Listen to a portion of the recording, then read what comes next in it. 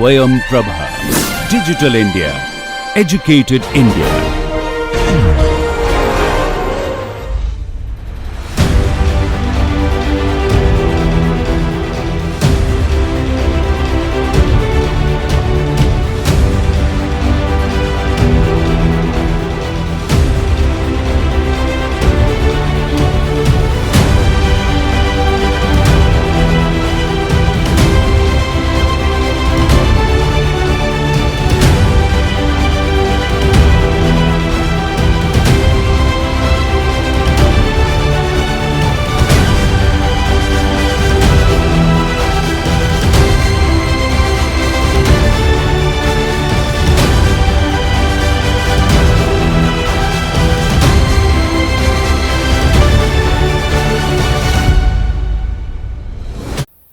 So today we will see what we mean by closely packed planes and directions. Actually, so far what we have seen is that when we have a number of atoms which are arranged in an orderly manner in 3 dimensions, then the orderly arrangements can be in different lattice structures like FCC, BCC, hexagonal close packed, and these structures can extend into 3 dimensions and form a grain or form a long range order. So although the metallic bond by which these atoms are bonded together is non-directional in nature, still because of the fact that a number of atoms have been laid out in a 3-dimensional structural manner, the dependence of direction automatically comes in because of the different magnitude of packing of planes or different number of atoms on a given plane oriented in a given direction. So basically the directionality of strength gets developed not because of the metallic bond having any kind of directionality, but because of a number of atoms which are bonded together by metallic bond being laid out in 3 dimensions in a long range order, and with different directions the density of packing of these directions and planes changes, and depending on that the strength which is observed in different directions changes. So the strength which we observe in the material is direction dependent once we have an atomic arrangement which has got a long range order. So now what we will see is that how do we identify these closely packed planes? How do we find the amount of packing? So given 2 planes, which one is more closely packed, which one is less closely packed is something that we need to determine in a quantitative manner. So that is what we will see in today's class. So far what we have done is we have seen the coordinate system of the crystal lattice, which is the unit cell, and then we have learned to locate the any given point. So the when you have an orderly arrangement of atoms, you would like to locate every atom with respect to the reference of the unit cell. So there is a coordinate system associated with the crystal lattice, and the corresponding Miller indices. So when we represent planes and directions, we use what are called as Miller indices, which we have already seen in the previous class, and therefore these will be used in this particular lecture for further use. Shifting the origin to determine Miller indices for planes passing through the origin. So we have seen this as well, and then we have also seen that there are different number of atoms lie on different planes in a given crystal lattice. So this is where we are going to take off in this lecture.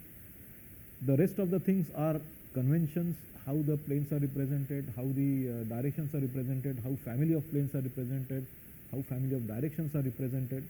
So basically this is what we have done up to the last class.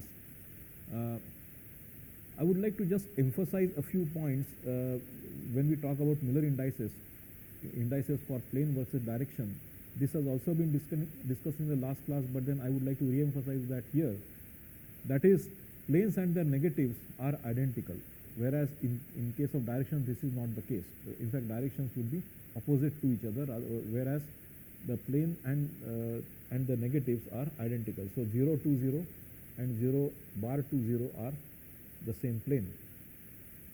planes and their multiples are not identical. Again, this is opposite of what we find in case of directions.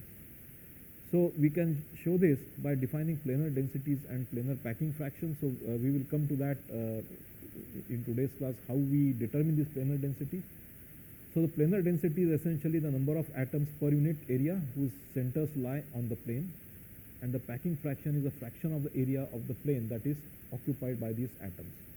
So, so these are the concepts of planar density and packing fraction, which will take us closer to finding out which planes will resist the forces better, which planes will not resist the forces better. So when we talk about structural materials, we are talking about structural strength, which is essentially resistance to deformation, resistance to change in shape. So when a structure is loaded, in different directions you have different strengths, meaning in different directions you have different resistance to a change in shape, and that depends upon how densely these the planes oriented in different directions are packed, how densely these directions are packed with atoms. So basically this is what we are going to see in a quantitative manner. So now in each unit cell, planes of a form represent groups of equivalent planes that have their particular indices because of orientation of the coordinates. So the family is represented this way. So that is what we have seen already. Just to illustrate to you what we had learned in the previous class, we will solve a small problem and then go on to study of the directions, because it is important to know how we represent the Miller indices of the directions, so that you know how to find the close pack directions and which direction has how much of packing. So you have a number of directions over here indicated by an arrow. For example, here the arrow ends up in the middle of the xy plane here, okay, where z equal to 0. So this is the head of the arrow and this is the tail of the arrow. So the coordinates of the head of the arrow are x equal to half, y equal to half, and z equal to 0. And the tail of the arrow resides at x equal to 1, y equal to half, y equal to 0, and z equal to half. X equal to 1, y equal to 0, and z equal to half. So the head is here, tail is there. Similarly, each arrow has got a certain coordinates for the head, certain coordinates for the tail, and then if you have to determine the indices for the directions of the unit cell, then we write down these coordinates. So this is the coordinates of the head, x, x2, y2, z2. x1, y1, z1 are the coordinates of the tail, and so you have the difference between the two taken this way. So this is minus 0.33, that is minus 1/3. So now you multiply by 3 throughout, and then you have 3, 3, and bar 1. Similarly, you have 2/3, 0, and minus half as the differences. So now you have 2/3 here and half here. So the LCM is 6, and therefore if you take this, you have to multiply this by 2, and therefore 2, so it becomes minus 4, and then here is of course 0, and then this was half earlier, minus half earlier into 6 will give you bar 3. So this direction therefore is designated as bar 4, 0, bar 3. Essentially it is minus 4, 0, minus 3, but this is the way Miller indices are represented. Similarly, direction C is about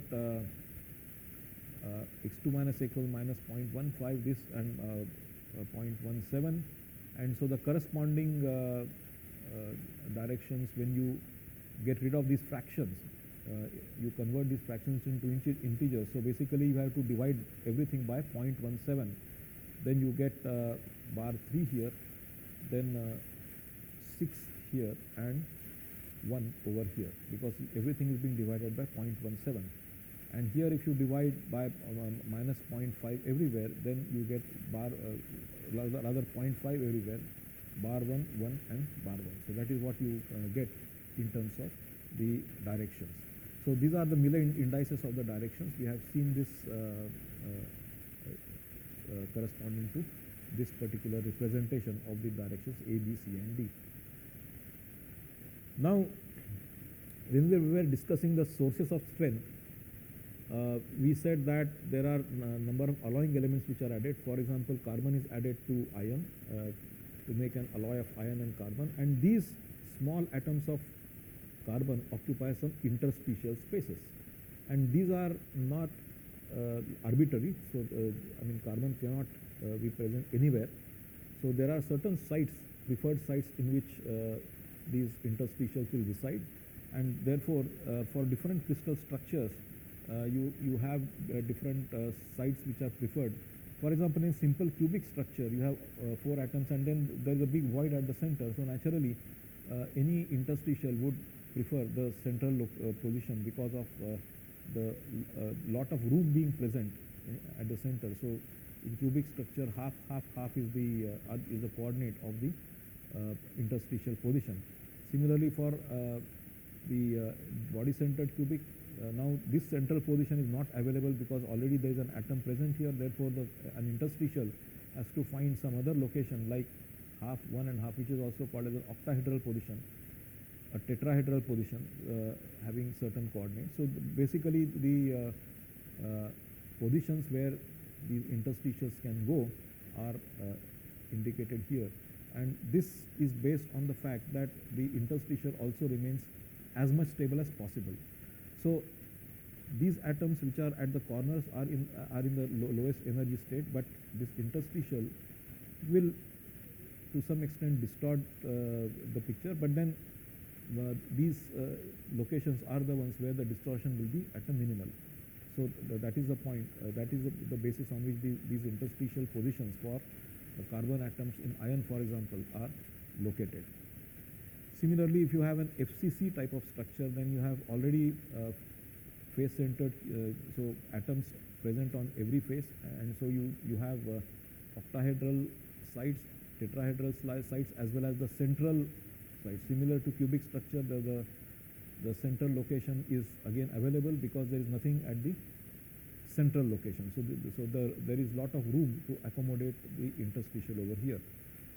So, basically, we have a variety of sites in which interstitials can reside, and the octahedral sites are not just I mean, this is just a representation, but then there are many octahedral sites as is shown over here in a unit cell. So, that is something which has to be remembered.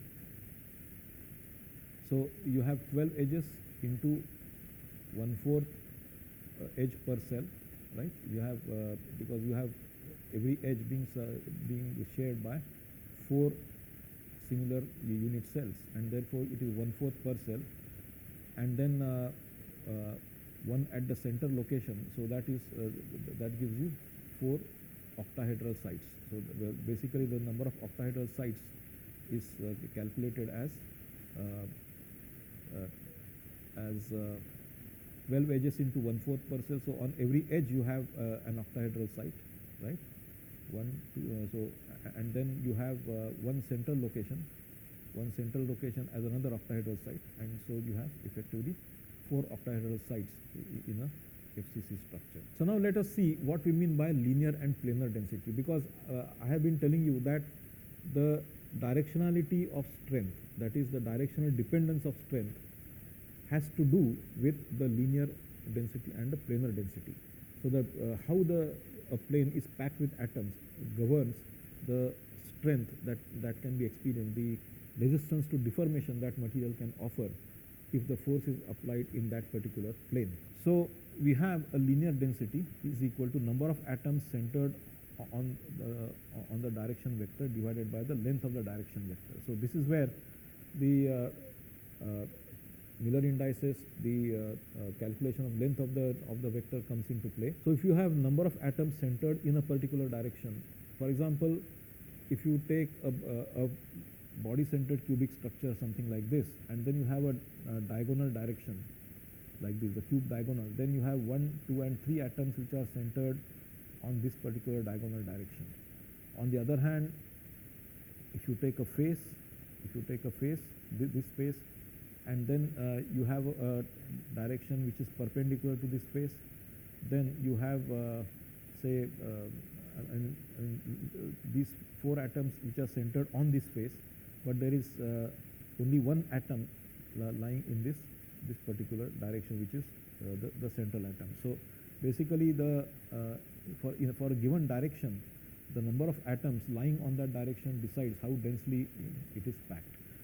So number of atoms centered on the direction vector divided by the length of the vector. So what we see is that linear density is defined as number of atoms centered on the direction vector per unit length of the direction vector for a specific crystallographic direction. So we have already determined, or we have studied what crystallographic directions mean. We have also found the Miller indices of different directions based on the coordinates. Planar density is taken as the number of atoms per unit area that are centered on that particular crystallographic plane. So number of atoms centered on a plane divided by area of the plane. So here, for example, on this you take simple cubic. On this plane you have these 4 atoms, but then each of these atom is shared by 8 such structures, and therefore 1/8 of this belongs. So you have essentially half of an atom which is on this plane, and therefore you have the half atom divided by area of the plane as the density of packing of this particular plane. So the planar density is extremely low here. If you take a face-centered cubic structure, then you have say. So you have this being shared by how many cells? 8 cells. So this is 1/8. So this is half, and then on this plane you have another half being atom being shared between the two. So you have 1 atom per face, right? 1 atom per face of an FCC structure, and therefore you have on this plane 1 atom, and then there are and then there is this area of this plane, so that will give you the density of packing of this particular plane. So that is how it is calculated. For instance, in this case, you have the direction 110. So this is the direction 110. So direction, these are the Miller indices of this direction 110. And you have, in case of FCC, face-centered cubic, you have these 3 atoms on this, right? But then they are actually not 3 atoms, because this and this constitute half an atom. So this and this will be so this is half an atom, and these 2 will be another half. So that will be so this will be actually 2 atoms. I'm sorry, two atoms here divided by 4R, right? Because all these atoms are so here this is half and this is half. Okay, so there you have. So each of the corner atoms are shared by other adjoining unit cells along the 110 direction. You see that along 110 direction, you have so now we have to look at the sharing in this particular direction. So you have each of the corner atoms are shared by another adjoining cell. So this is half, this is half, so that makes it 1 atom. And then here this atom exclusively belongs to this particular cell in this particular direction, and therefore there are 2 atoms, half of X and full of Y and half of Z, belonging to this unit cell along the 110 direction. So as you see here, so we have to look at the atoms belonging to this direction and not to the entire, atom not belonging to the entire plane, but belonging to this direction alone. So now in this direction, therefore you have this atom being shared by 2 unit cells, one on the other side. So you will have 2 atoms over here, and then the area is equal to not area, since it's linear density, this length is equal to 4R, because this is R plus 2R plus R, so it's 4R. and therefore the linear density of 110 direction is 1 upon 2r. So now if you have to determine the linear density of 110 direction in the body-centered cubic crystal, then what happens is that this atom will not be present, because in a body-centered cubic you don't have any atom on the face. So naturally you will have one, so you have instead of two atoms, just one atom, half of this and half of that. So you have one atom, and then of course the this length will be slightly different, because the arrangement of atoms is, I mean, the distance between the atoms is not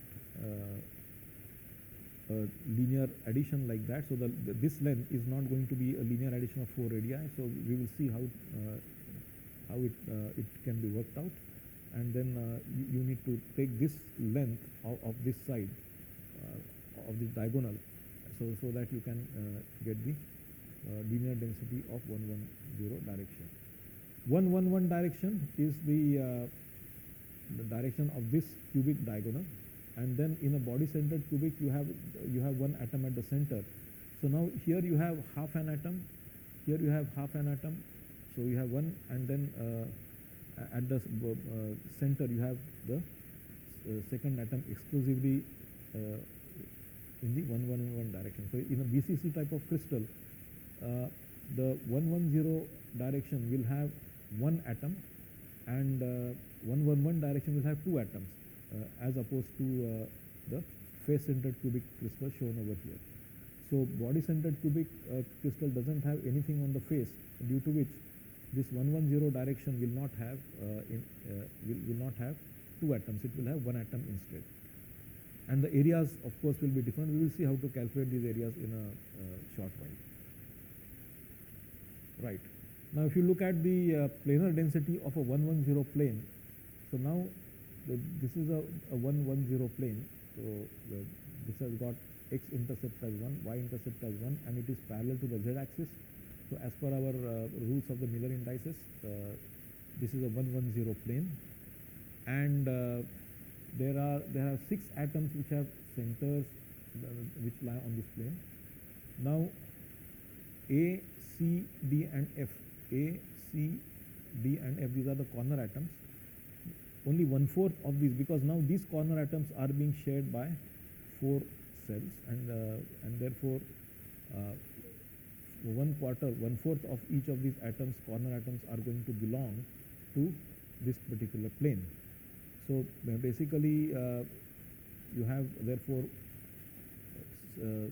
4 corner atoms, and each 1/4, so essentially they form one atom.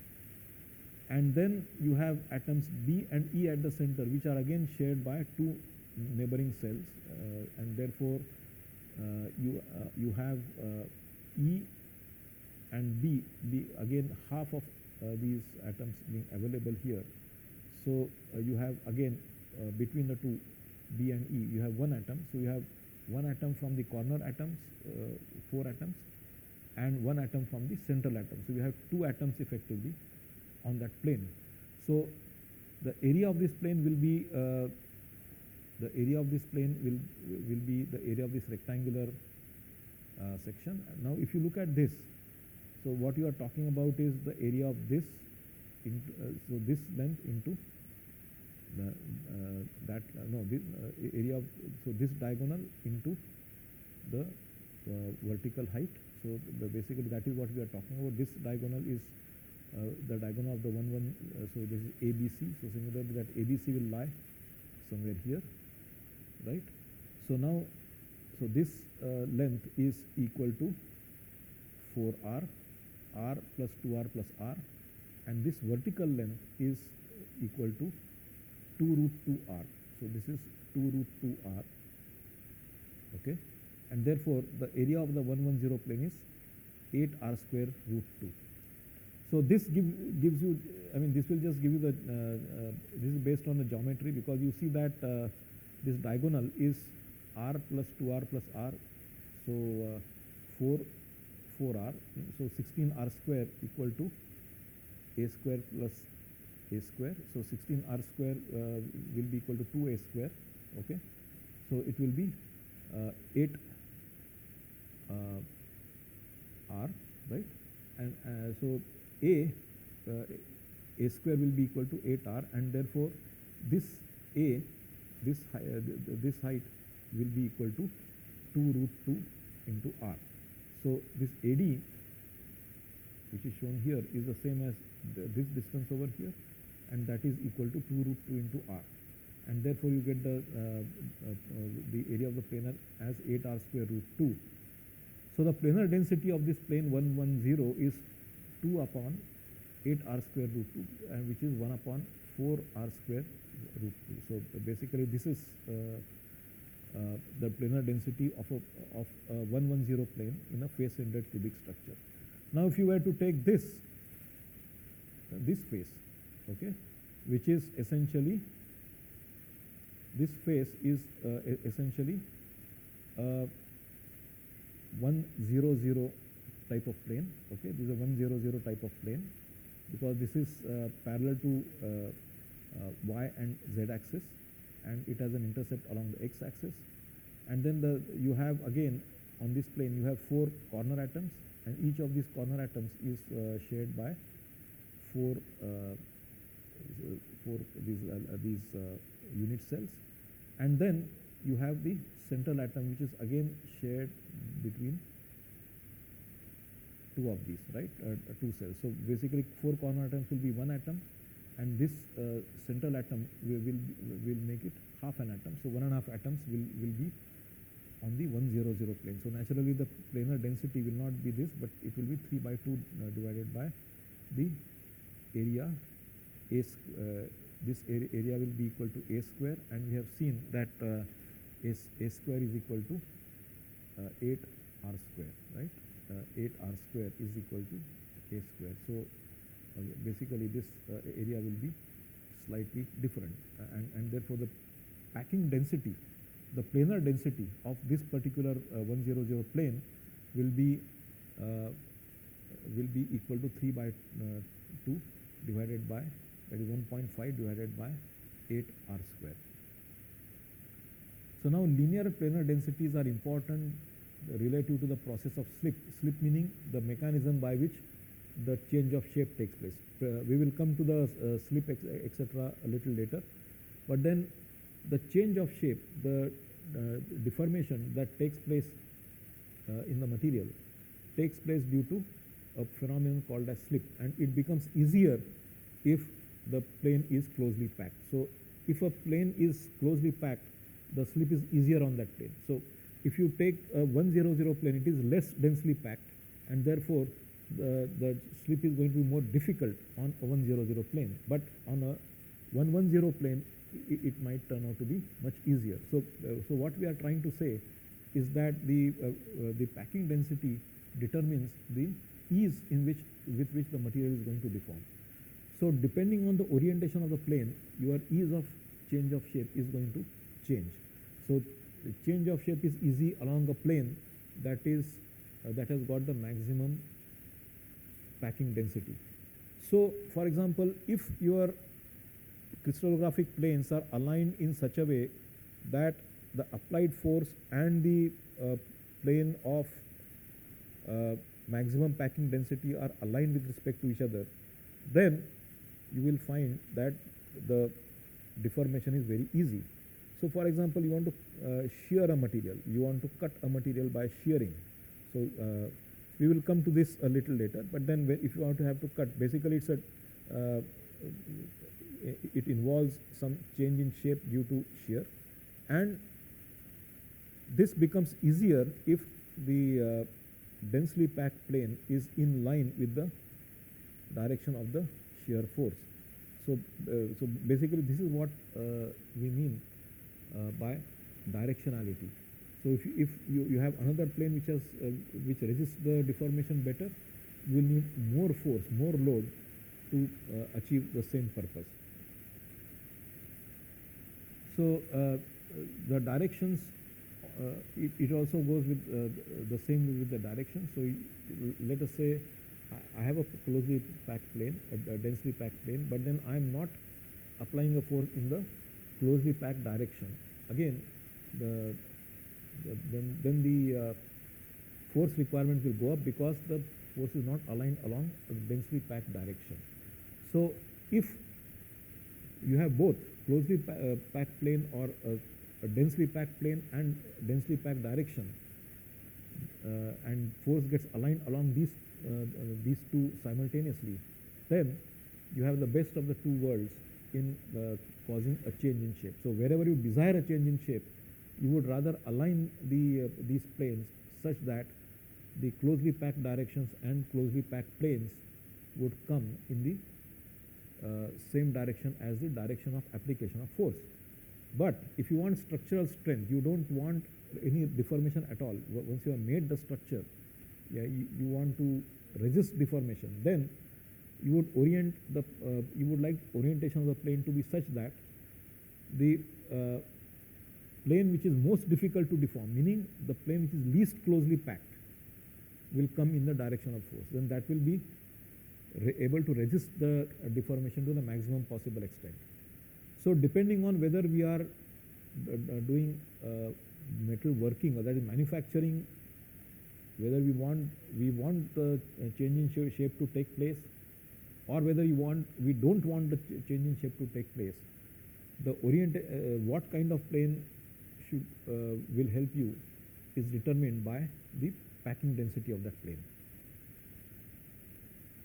So now, as an assignment, a small assignment, you can calculate the planar density of 100 and 111 planes in FCC structures, and the planar densities of 100, 110 and 111 planes in a body-centered cubic crystal structure. So try to do it. It's not very difficult. It is based on whatever you have discussed so far.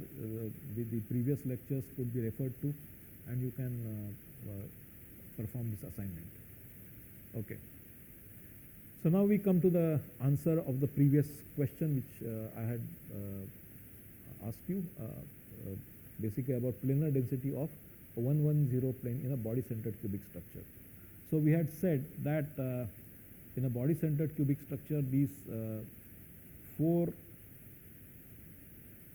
corner atoms belong to 4 cells each. So 1/4 of each of these corner atoms belongs to this plane, and therefore all these 4 taken together would form one atom. And then this central atom C dash is an atom which is exclusively to this particular plane, and therefore you have essentially 2 atoms on the 110 plane in a body-centered cubic structure.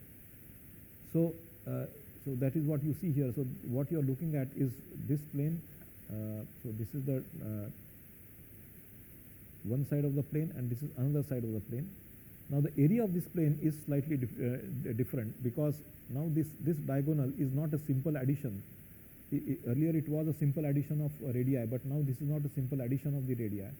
Okay, and this A has to be again determined based on the cubic diagonal. So basically the diagonal of this cube is equal to r plus 2r plus r, that is 4r.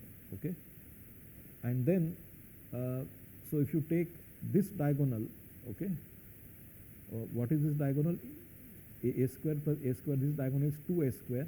Okay, this diagonal is 2a square plus a square, that is 3a square, is equal to 16r square. So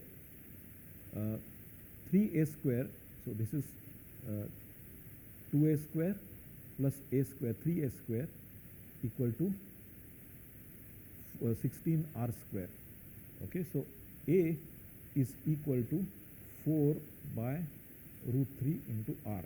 So this is 4 by root 3 into r, and this diagonal, so this diagonal is equal to that is diagonal is a 2a square, right? So accordingly, you calculate the area of this plane, and then you have 2 atoms on this plane. So 2 divided by the area of this plane will give you the planar density of the 110 plane.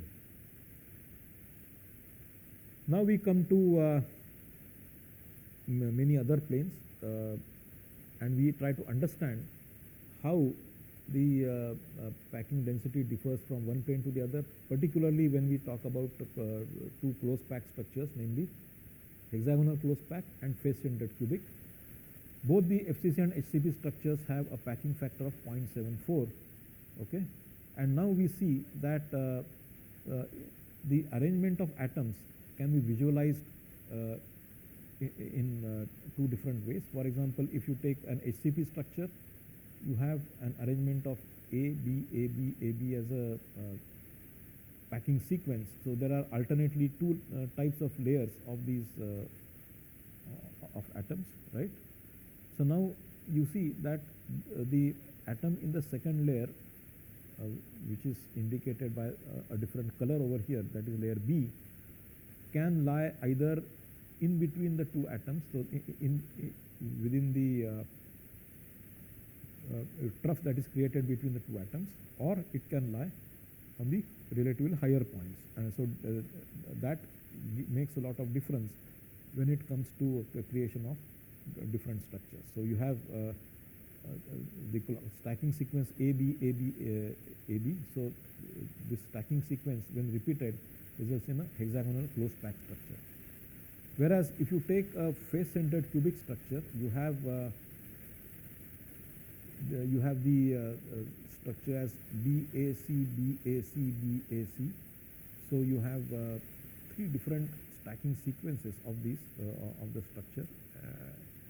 So if both are close packed, but then the atomic arrangements in each of these planes is different. So this is oriented at a different orientation with respect to this. So here you have three atoms, here also you have three atoms, but then they are oriented in a different orientation with respect to these six atoms.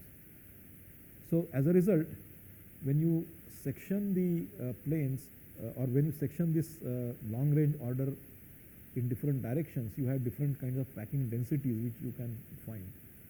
So if you remove a corner to correlate the stacking sequence, you will be able to appreciate the same stacking sequence as you see here. So if you remove the corner, if you basically slice it using a 1-1-1 plane, so this is basically a slice of a FCC crystal with respect to 1-1-1 plane, basically a stacking sequence, then the layers appear something like this. So A, B, C, A, B, C is the stacking sequence that becomes apparent. So this is another representation of the stacking sequence in a face-centered cubic structure. So you have these 6 atoms plus 1 atom on the face, because it's a face-centered cubic, so it should be on the face.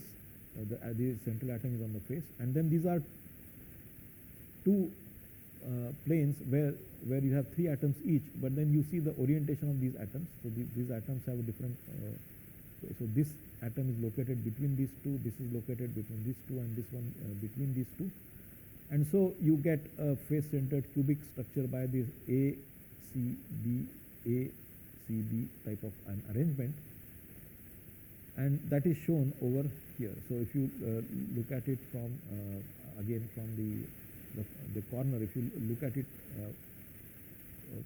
down a diagonal, then you will see that these are the two triangular structures, and then you have these hexagonal at the top and the one at the back over here. So basically you have ACB type of an arrangement. Whereas in case of an HCP structure, you have hexagonal close pack. So you have a upper hexagon, a lower hexagon, and a middle triangle.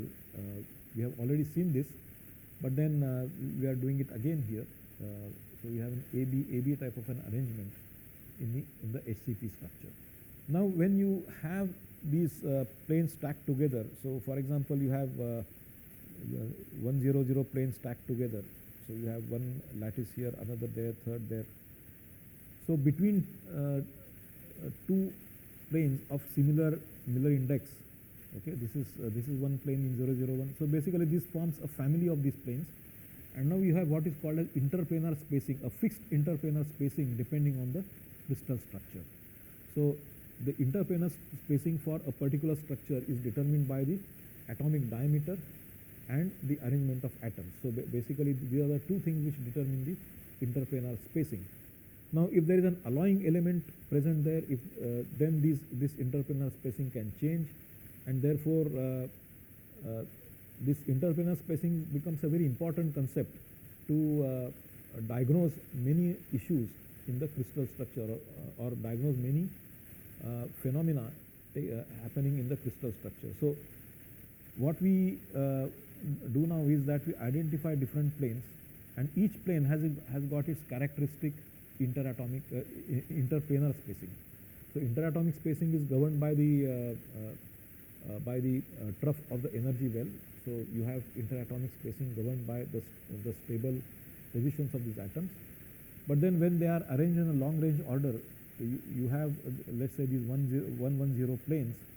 Now the interplanar spacing of these 110 planes will depend upon the arrangement of atoms, whether it is FCC, body centered cubic, and on the atomic diameter of each of these corner atoms and the atom at the center, depending on whether it is FCC or BCC. So again, each plane, each family of planes has got its characteristic interplanar spacing. So basically in a crystal structure, therefore you can identify whether a given interplanar spacing belongs to belongs to a 110 plane, whether it is 100 plane. You can identify the family of planes you are looking at based on the crystal structure and the interplanar spacing that you get. Now how do you find the interplanar spacing? Yes, geometrically you can do it because you know the hard sphere model of an atom, and then you have a crystal structure, and then you can analytically calculate what should be the interplanar spacing. But then one can also measure it using what is called as the Bragg's law. So you have X-rays which are incident on this particular sample. So it has got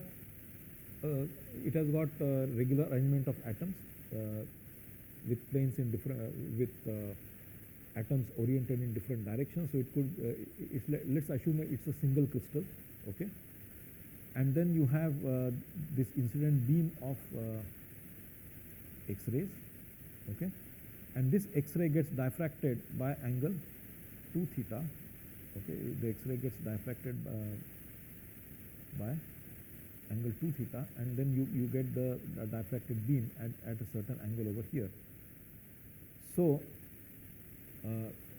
the Bragg's law states that 2d sine theta equal to n lambda. So d is the interplanar spacing. So 2 into interplanar spacing into sine theta equal to n is the is an integer, and lambda is the wavelength of the X-ray. So it is lambda, 2 lambda, 3 lambda, 4 lambda. So these are the harmonics of the X-ray wavelength, multiples of the X-ray wavelength, and the angle will depend upon the for given interplanar spacing, it will depend on the whether it is 1 lambda, 2 lambda, 3 lambda, or 4 lambda. Okay, so one can catch these diffracted beams at different angles theta for the different wavelengths which might be incident on this. So if it's a monochromatic beam, for example, so if it has got only one wavelength, then you will have the diffracted beam coming at only one angle over here, because now the angle theta has just so angle lambda has so the wavelength lambda has got one value, and therefore the corresponding value of theta has also got one single value, and so you get you see different peaks at different values of theta you see peaks 1 1 1 2 0 0. So there are number of planar peaks depending on how many planes are oriented in that particular direction. So in 3 dimensions, what you see here is that this is a collimated beam of X-ray, incident beam, and then this single crystal will diffract these beams depending on the interplanar spacing and the orientation of the planes. And so you see here that this you have certain it is a two-dimensional representation of this diffraction that is taking place. So let's say this is one family of planes. So this horizontal atoms represent each one plane of a given family. So you have X-ray beam incident here, incident beam on the second layer. So the path difference between the two is equal to QS plus QT. QS plus QT is the path difference. Okay, and so you have when this path difference is equal to the integral number of times of lambda, then you get a constructive interference. Otherwise, you get a destructive interference. So basically, what you are saying is that the path difference. So this is the interplanar spacing. This PQ is the interplanar spacing. So this plus that is 2D sine theta, because this is d sine theta. This is also d sine theta. So 2D sine theta. This is the path difference which is experienced by these two incident beams. And so if this path difference is equal to the integral multiples of lambda, then it's a constructive interference, and therefore you have the expression 2D sine theta equal to n lambda. So now if you have to find out the interplanar spacing, then you have this being given by A divided by root of h square plus k square plus l squares, where A is the lattice parameter for a cubic crystal. Okay, with all cubic structures, you have lattice parameter A, and the corresponding interplanar spacing between planes of lattice structure, planes of Miller indices h, k, and l is given by A divided by h square plus k square plus l square. So A is determined by the atomic diameter and the structure of the crystal, and h, k, l are the Miller indices of that particular plane. So as I was telling you, you can analytically calculate the expected interplanar spacing for a given plane or given family of planes for a given crystal structure for a given atomic diameter. So this is the analytically determined interplanar spacing, and the experimentally measured will be given by the so-called Bragg's law, the equation for which is 2d sine theta equal to n lambda. And so you have therefore the measurement of the DHKL experimentally, which correlates very well with the analytically calculated value of the DHKL.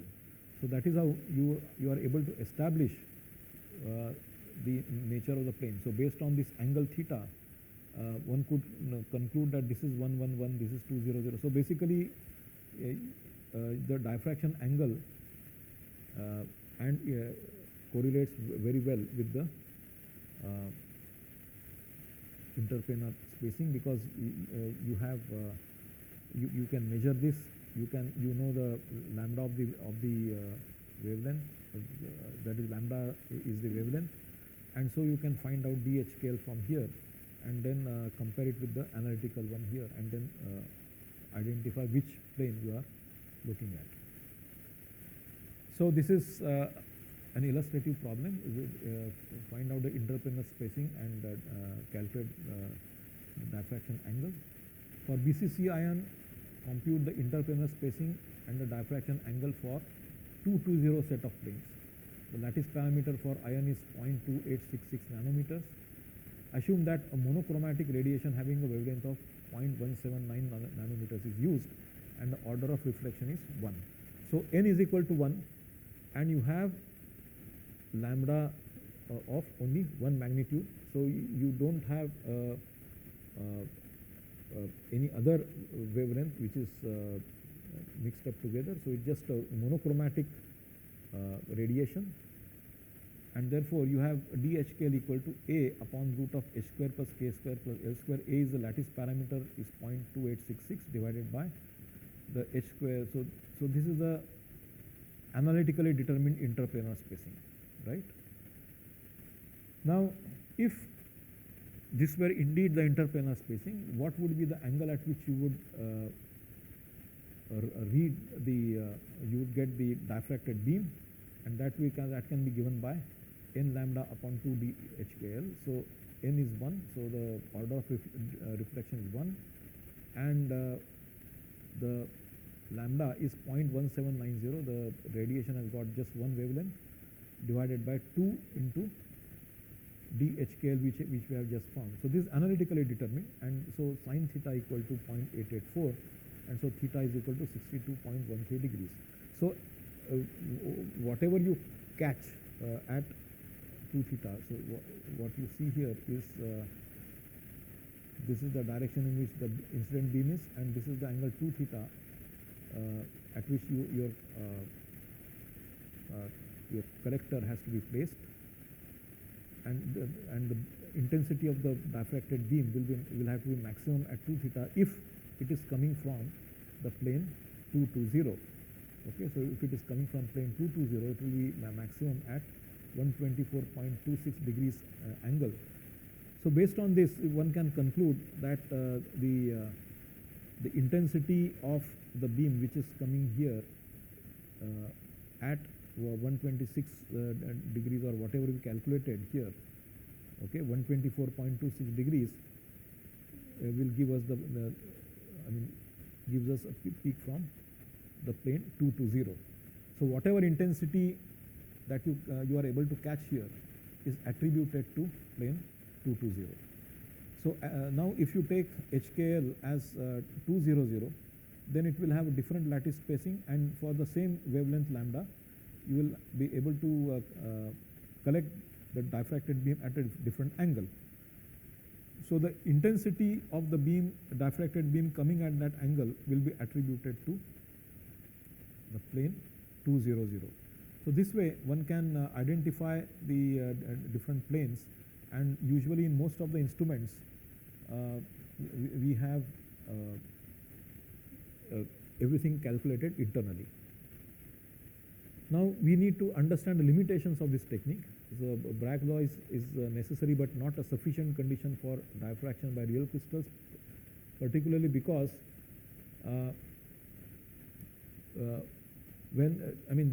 it specifies when diffraction will occur for unit cells having atoms positioned only at cell corners.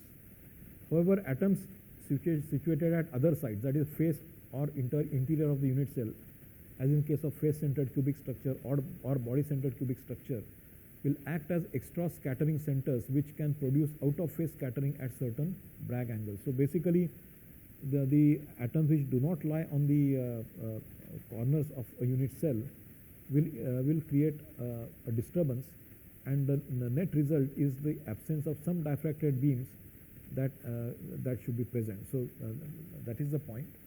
And so for the BCC crystal structure, for example, H plus K plus L must be even if diffraction is to occur, whereas for FCC, HK and L must all be either odd or even for diffraction to occur. So basically for the diffraction beam to be seen.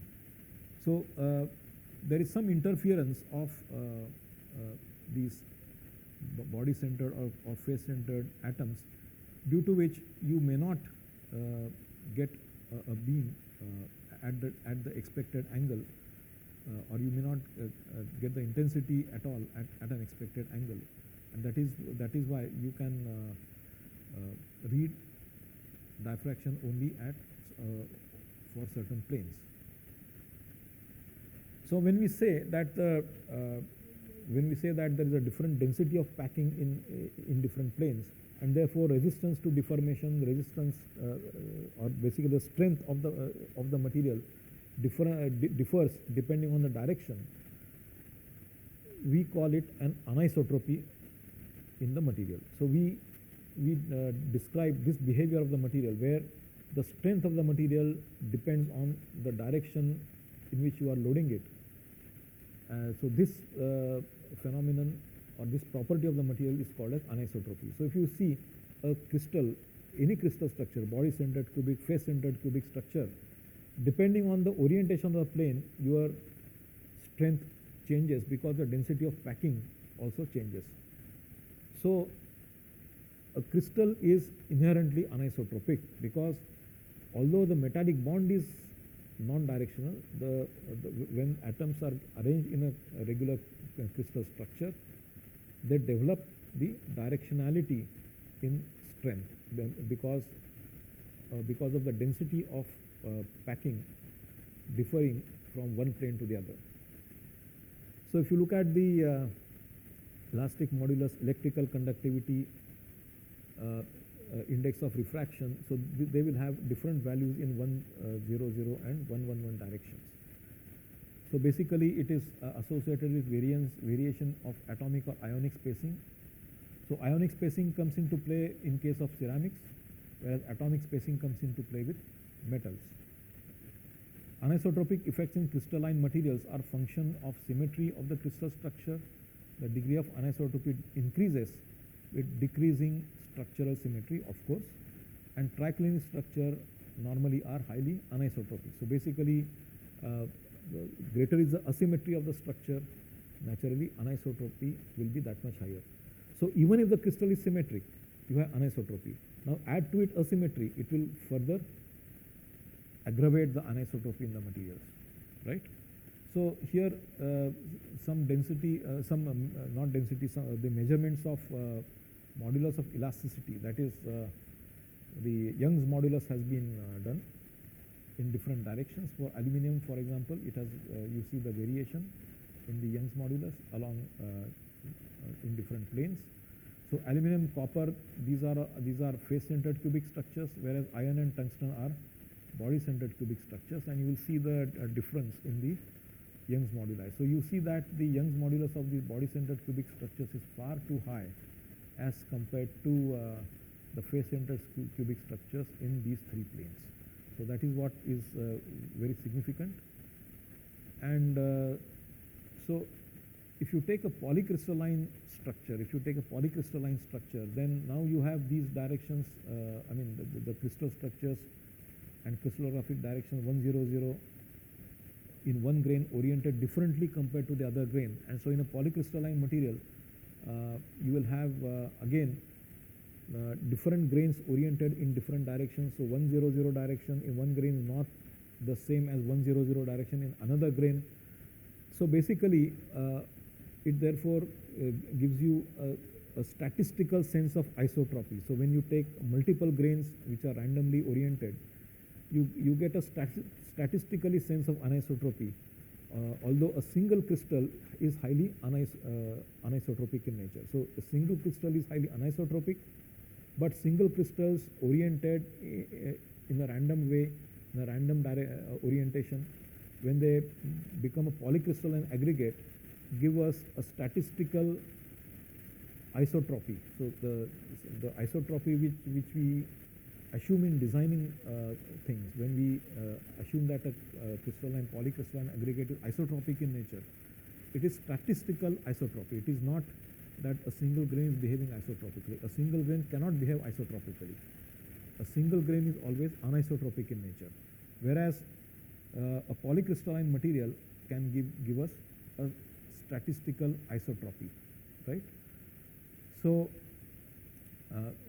what we understand is that the crystallographic orientations of the individual grains are totally random in a polycrystalline material, which behaves as an isotropic because of the random orientation of individual grains.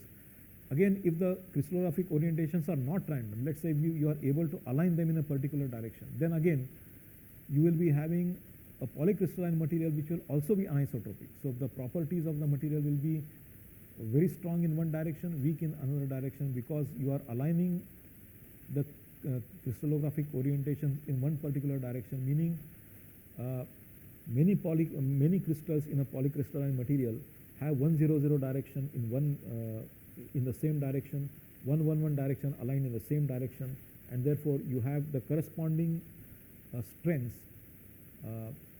which get added up in that particular direction, right? So the magnetic properties, for example, for some iron alloys using transformer cores are anisotropic. That is, grains or single crystals magnetize easily in this particular direction. So in a transformer, you want easy magnetization, and so if the direction of easy magnetization and of a single crystal and the magnetization force, they are aligned in the same direction, it becomes easier. So you have you deliberately make sure that these for the transformer cores, these grains are oriented in a particular direction. That's why the material is called as cold or grain oriented material, CRGO material, where the grains are oriented in such a way that directions of easy magnetization get together, even if it's a polycrystalline material. So they are oriented in one particular direction. On the other hand, if you take a motor, for example, the motor has got an armature which rotates, and therefore you don't want any specific orientation. So then you would want for an armature core grain non-oriented type of structure where you don't want any specific orientation. So if you want to curtail energy losses in a transformer core, transformer core is a static structure. So if you orient the planes of easy magnetization in one particular direction, then you will have minimum losses, and therefore it is so that is why you have a magnetic texture that is deliberately generated in polycrystalline materials for magnetism. So to summarize this lecture, we have seen that Miller indices for cubic and hexagonal lattices, how they are represented, crystallographic directions, planes, and the packing density, how anisotropy is generated in a single crystal, and how material behaves in a statistically isotropic manner, or how material can be made to behave in a statistically anisotropic manner by aligning different directions in different crystals together. And then we have also seen how we can find the interplanar spacing based on X-ray diffraction and the Bragg's law. With this, we conclude today's class. Thank you.